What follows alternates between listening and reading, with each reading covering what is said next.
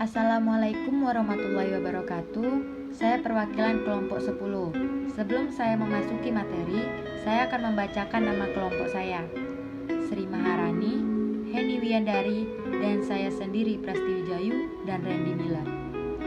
Di sini saya akan membahas tentang sistem ketatanegaraan Indonesia sesudah amandemen Undang-Undang Dasar 1945 pada tahun 2002. Pembahasan A. Sistem pemerintahan negara Republik Indonesia setelah amandemen Undang-Undang Dasar 1945. Salah satu tuntunan reformasi 1998 ialah dilakukannya amandemen pada Undang-Undang Dasar 1945. Latar belakang tuntunan perubahan Undang-Undang Dasar 1945 antara lain karena pada masa Orde Baru.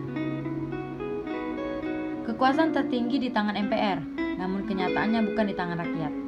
Kekuasaan yang sangat besar pada presiden, adanya pasal-pasal yang terlalu lawas yang dapat menimbulkan multitafsir, serta kenyataan rumusan Undang-Undang Dasar 1945 tentang semangat penyelenggaraan negara yang belum cukup didukung ketentuan konstitusi. Tujuan perubahan Undang-Undang Dasar 1945 waktu itu ialah menyempurnakan aturan dasar seperti tatanan negara, hak asasi manusia, kedaulatan rakyat, pembagian kekuasaan, eksistensi negara hukum, dan negara demokrasi, serta hal-hal lain yang sesuai dengan perkembangan aspirasi dan kebutuhan bangsa. Beberapa variasi sistem pemerintahan presidensial di Indonesia ialah sebagai berikut. A. Presiden dalam mengeluarkan kebijakan tertentu perlu pertimbangan atau persetujuan dari DPR.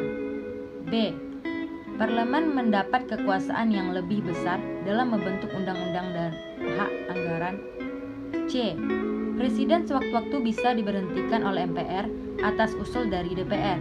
Jadi, DPR tetap memiliki kekuasaan mengawasi presiden meskipun tidak secara langsung.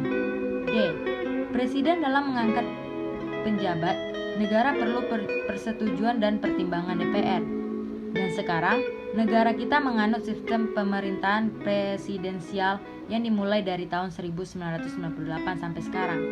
Sistem pemerintahan merupakan salah satu strategi negara dalam mewujudkan cita-citanya. Penutup. A. Kesimpulan. Dari paparan atau penjelasan di atas, maka kami dapat menyimpulkan bahwa setelah terjadi amandemen pemerintahan Indonesia mengalami perubahan kunci pemerintah, yaitu bentuk negara kesatuan dengan prinsip otonomi yang luas. Wilayah negara terbagi menjadi beberapa provinsi. Bentuk pemerintahan adalah republik. Sistem pemerintahan adalah presidensial. Presiden adalah kepala negara sekaligus kepala pemerintahan. B. Saran. Berdasarkan kesimpulan tersebut, presentasi ini mempunyai banyak kekurangan dan jauhnya dari kesempurnaan. Oleh karena itu, segala kritik dan saran yang bersifat membangun sangatlah kami harapkan, terutama dari Bapak dosen, pembimbing, dan rekan pembaca sekalian demi kesempurnaan makalah ini di masa yang akan mendatang. Semoga makalah ini bermanfaat untuk kita semua dan menambah wawasan kita. Mungkin hanya itu yang dapat saya sampaikan. Lebih dan kurang saya mohon maaf. Wabillahi taufiq wal hidayah. Wassalamualaikum warahmatullahi wabarakatuh.